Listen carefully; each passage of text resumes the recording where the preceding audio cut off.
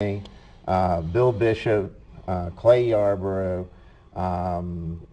These are the principal people who have taken an active interest in making the argument. I'd say Ronnie Fussell as well, who, although he was unable to vote at the meeting, this most recent meeting, stood up and made a very impassioned argument in favor of continuing the litigation and bidding out the contract.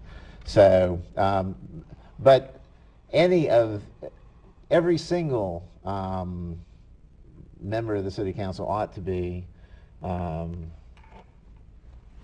subject to being influenced to do the right thing by the taxpayers, by the citizens, by the voters. Are there some that are more kind of on the fence than others? Are there some that try, I know I read that Art Graham was kind of trying to make up his mind. Are there some that kind of are on the fence that would be easily swayed one way or the other? The only member who did not either vote or express his opinion before this committee meeting that we just had is Michael Corrigan from District 14. We don't know how he would vote. I would certainly hope that he would vote in favor of bidding the contract. He's hoping to seek countywide office after he leaves City Council and is a natural person to approach as a countywide constituency. So, as well as Glorious Johnson? And Glorious Johnson, who is definitely on the side of bidding the contract. I might add that Reggie Brown, Denise Lee also voted in the right side there. For reasons I don't understand, Warren Jones, who usually is a pretty level-headed guy, voted in favor of accepting the Waste Management's offer. I would certainly urge people to contact Warren Jones because, in my opinion, in my experience, he's somebody that, would ordinarily think straight. So there may be a few that your argument is falling on deaf ears, but that doesn't matter. I mean, it's relatively easy to email all of them versus emailing a few of them. Very good. Yeah. And I would say this meeting, if you're hearing this before the 27th of April, next Tuesday, from where we're taping this, the meeting will be held at 5 o'clock, City Council meeting to consider this. The Times Union is urging the President to go ahead and push it back. I don't know if that'll happen, but it is an open meeting. The public is welcome to attend that, but you probably wouldn't be able to speak at the meeting. Quite likely. Quite likely. And here I'd like to remind the viewers that we're taping on the 21st of April. This is a Wednesday. Following Thursday, which is the 22nd, will be viewed at 7 o'clock p.m. or 7:30.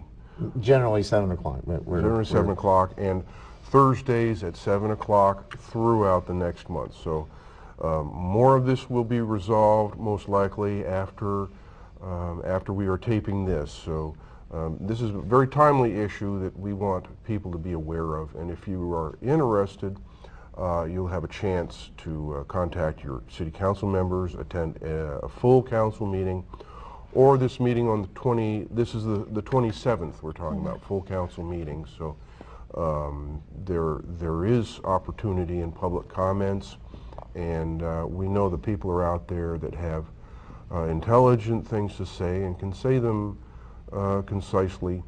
And we certainly hope that you're understanding what we're presenting here. Basically, the principle of competitive bidding in government, which is a matter of, really, it's closer to what we find in private business. Wouldn't you agree, Kristi, with that, that the conditions of the free market are more like a competitive bidding situation? Certainly, in a private business, you wouldn't choose a friendly and sociable contractor that charged you excessive money. You would go with that person who could do the job for a better price. And this is what we are asking of government.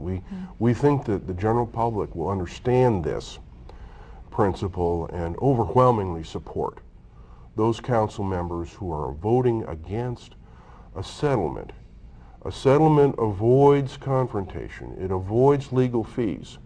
But once we can settle this huge contract, and what's it worth, John? What's the contract worth? Probably overall? worth in the neighborhood of $500 million over 26 years, more than that if there's a contract extension or if the present landfill doesn't fill up as quickly as they're estimating.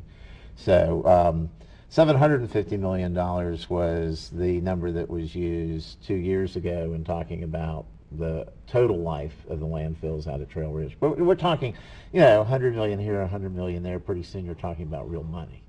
So. My goodness, I should say so. And it's a lot of taxpayer money at stake here. No, yeah.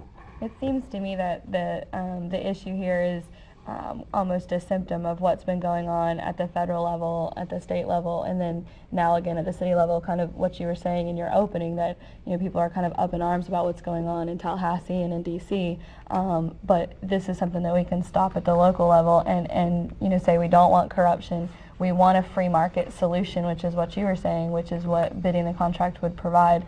And what a lot of people are saying about, you know, some of the deals going on, you know, at the state and federal level, but this is something that we can get involved in locally and actually have an impact on and directly see the impact that we can make.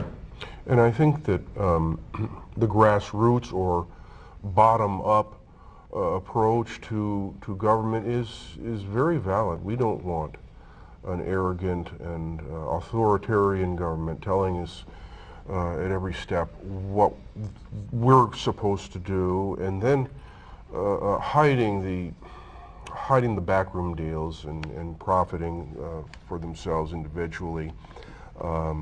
So yeah, I think this is the effective approach to activism in government here, right here at the local level.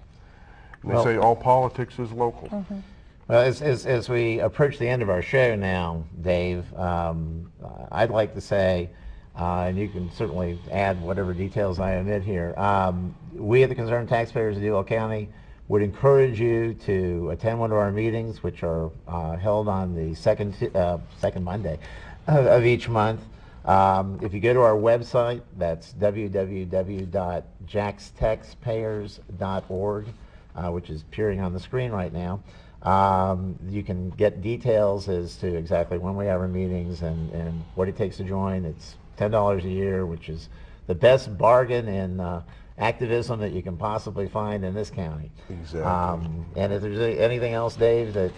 Well, we have a shifting location. On the odd months, we are on the west side at the Piccadillys off Lane Avenue. So in May, that's where we will be at 6 o'clock to start our meeting. I find that when they start promptly, I miss the first 15 minutes, but you should be there at 6 o'clock to get the best of what's going on. And our President, Victor Wilhelm, is the chairman of the meeting. And Kristi here is one of our distinguished members, hoping to bring us into the internet age with things like Facebook and Meetup. So as we reach the close of our show, I want to thank our viewers for listening and watching us. Kristi Dunn of the Republican Liberty Caucus and Concerned Taxpayers of Duval County. John Winkler, a distinguished lawyer in Jacksonville and board member of the Concerned Taxpayers. I'm Dave Smith, Vice President of the Concerned Taxpayers of Duval County. And with gratitude to our Comcast for hosting the show, we bid you well and hope to gain your viewership in the future. Thank you very much.